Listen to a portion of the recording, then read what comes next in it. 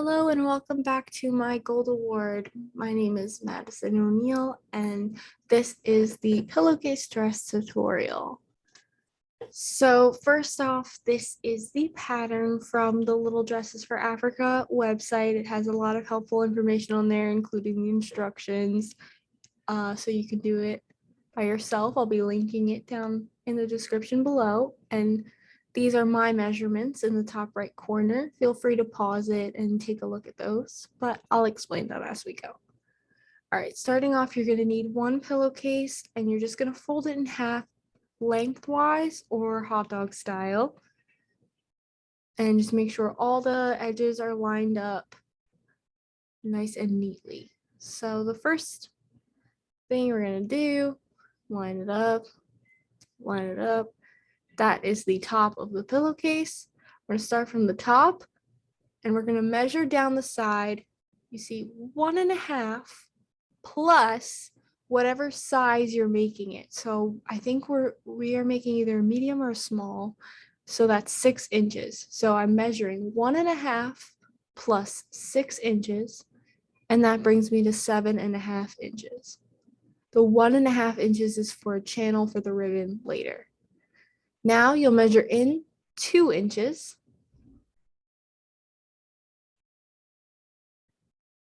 And go ahead and mark that. Now you can draw a straight line down from your 2-inch mark and a straight line across from your 7.5-inch mark. See, straight and straight. And then I just rounded it out a little bit to make the sleeve shape. Different pillowcase here, but same concept. See those notches I cut out? And I also gave the top a little bit of a haircut, just right under the pre-existing seam. This is called bias tape. You don't need bias tape. I'll show you 2 different ways to do it. But bias tape is basically like fabric that's ironed really flat into a ribbon-like thing. So it makes it easy to finish hems, which is what we're doing here. So sandwich the pillowcase in between the 2 edges of the bias tape.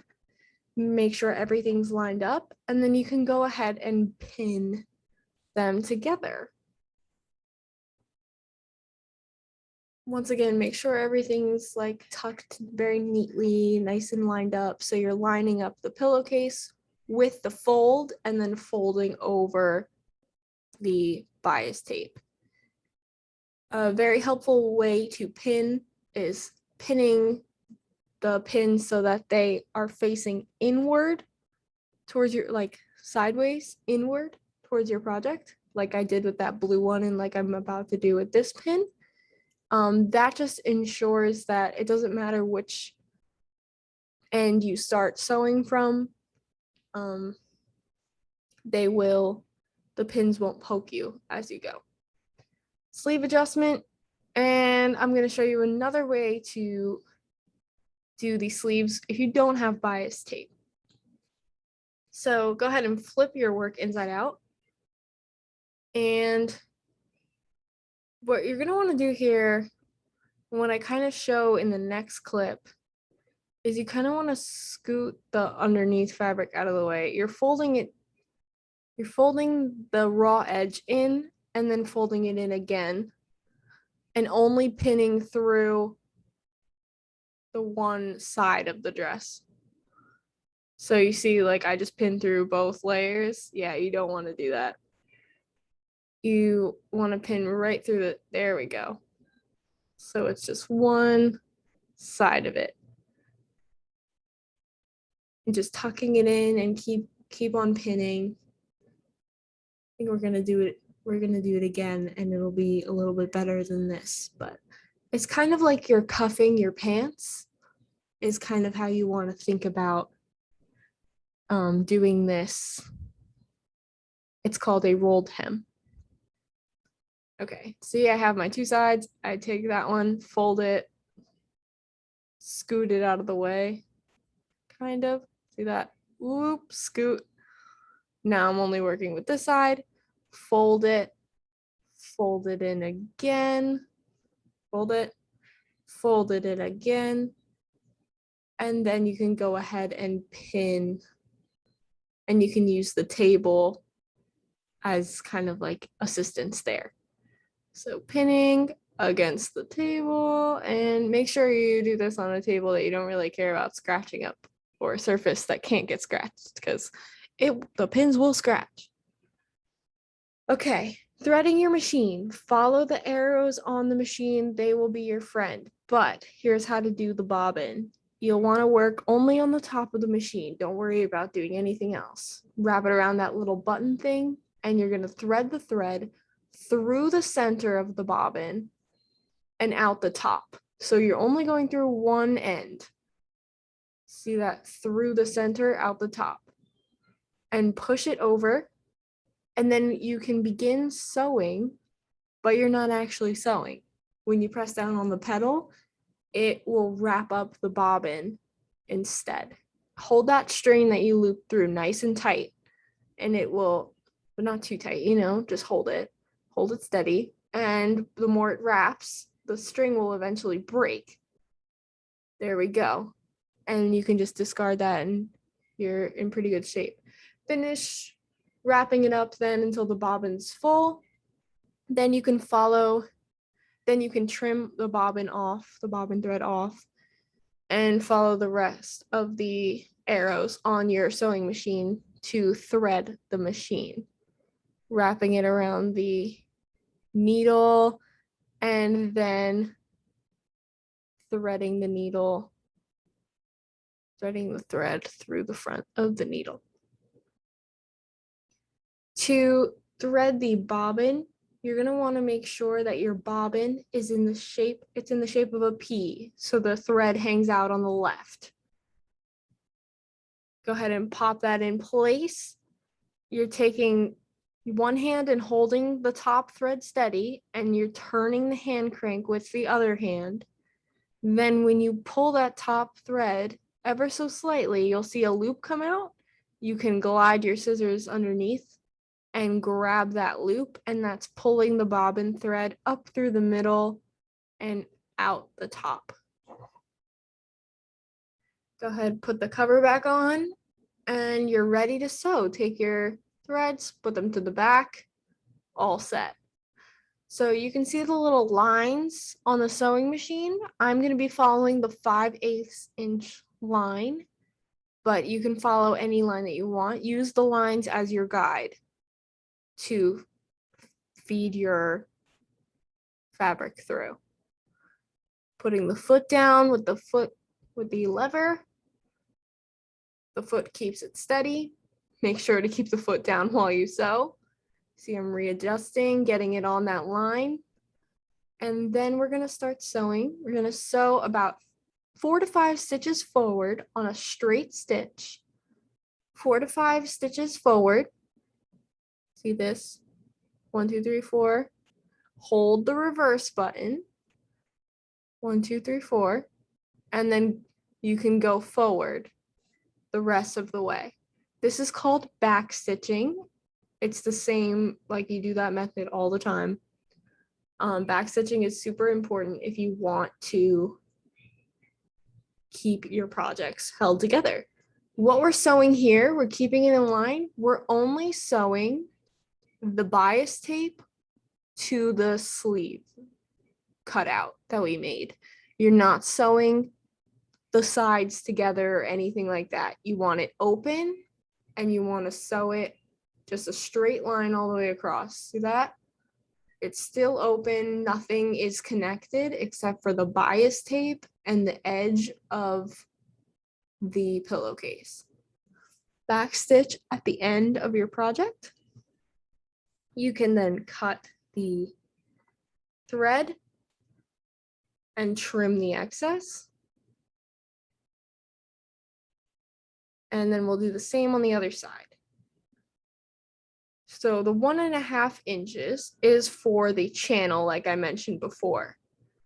This is why you measure that extra 1.5 inches at the beginning. The 6 inches was for the sleeve recommendation for a pillowcase dress for that size. And the 1.5 was so that we can create this fold. you're folding the top edge up 1.5 inches. See what I did there? And then you're going to take this top edge and tuck it in just a little bit.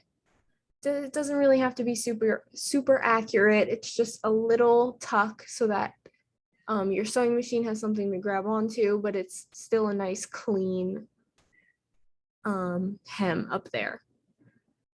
And then pin that in place. And you're going to do the same thing all the way across on both sides. Nice and easy. Folding it up 1.5 inches and then tucking a little bit underneath, keeping it as straight as possible. I really eyeballed it all the way, and then pinning it to itself, only through that top layer.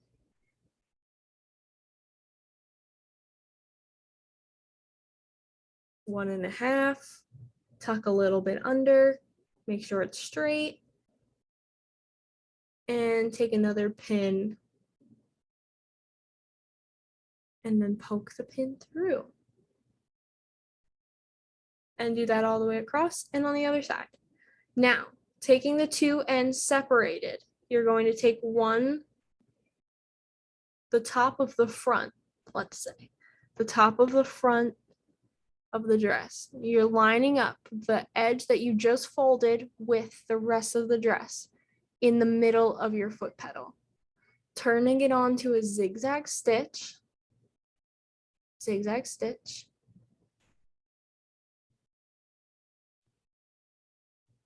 Okay, see how it's lined up right in the middle? You're gonna back stitch, so forward, hold the reverse, go in reverse, so forward, remove the pin, and then keep on sewing, keeping it lined up right in the middle. What's happening is you're zigging and zagging on either side of that fold. See, just like that. So it's holding it in kind of on both sides. It's holding it down. This is just what I liked to do. I think it looks nice. You can also do a straight stitch all the way across, but this is what I found held it in easiest, especially when I wasn't paying attention to how much I was tucking under in the last step.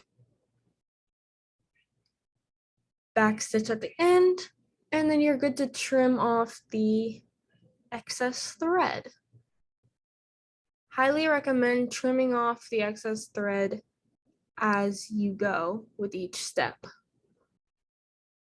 It makes it easier. Okay, we're taking ribbon. It doesn't matter what kind of ribbon. I got this from the dollar store. You just want to take the ribbon, line it up to the edge, fold it over, and then cut it. Basically what you did is you doubled the length of the channel you just made with ribbon. It doesn't matter what kind of ribbon, just as long as it's not too thick. The thick ones are kind of hard to work with. They still work, they're just difficult. Again, line it up with the edge, hold it, fold it, and then cut the other edge. Just like that. Now, please get an adult to help you with this part. I'm holding the flame directly, just a little bit under the ribbon, hovering under the ribbon, so that the frayed edge kind of shrinks up into itself and it gives it almost like a plastic edging. So adults, when you do this, hold the lighter just below the ribbon. I'm not lighting the ribbon on fire. I'm just shrinking the frayed edges. And then you can go ahead and get a safety pin and just pin it through the end. This is what's going to help us feed the ribbon into the channel that we created, or the tube. It's not necessary to have the safety pin. I did it without it and it worked, but it makes it a whole lot easier having the safety pin there, and you can just feed it right through really, really easily. So I'm doing just ribbon through the top, and then I'm gonna do ribbon through the top on the back side as well. Top on the front, and top on the back. All fed through. Now you can go ahead and remove your safety pins from the end. And the last step is taking both ribbon ends on one side, tying them together just like you tie your shoelace, just a nice single knot, quick bow. And on the other side, scrunch it a little if you want, tie it over, under, pull, loop, around, and pull. And there you go. That's your finished pillowcase dress. Feel free to add embellishments like a different bottom trim, some pockets, other accessories, but this is the most basic form and it's great for the girls. So thank you guys so much for watching. I cannot wait to see what you make, and thank you for sharing this journey with me.